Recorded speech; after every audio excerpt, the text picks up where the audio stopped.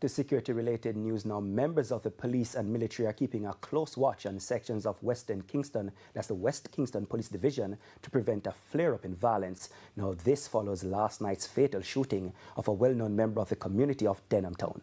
Details in this report. 41-year-old Ricardo Ellis, otherwise called Boya, a promoter of a North Street address, was shot and killed by armed thugs about 8 p.m.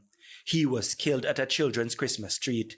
The attack happened at the intersection of Wellington Street and Nelson Street. The area is popularly known as Cream Corner Headquarters.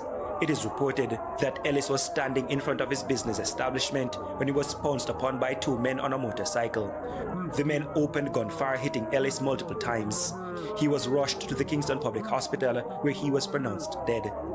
Police believe that an internal conflict over the leadership of a gang in the community led to his demise. Investigators have listed two men who go by the aliases Milo and Zidane as persons of interest in connection with the shooting. It was also revealed that Ellis returned to Jamaica on Monday, December 22. His return was in preparation for the children's treat where he was killed. The police are working to prevent reprisal attacks. Head of the JCF's Area 4 headquarters, Assistant Commissioner of Police Michael Phipps, said the police are determined to track down and capture the suspects behind the killing.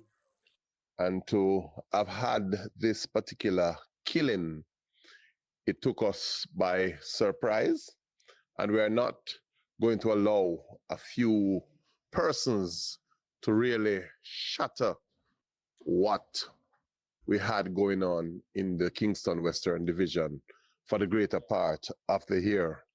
We will not stand by and allow a few hoodlums to create any sort of unease within the particular space.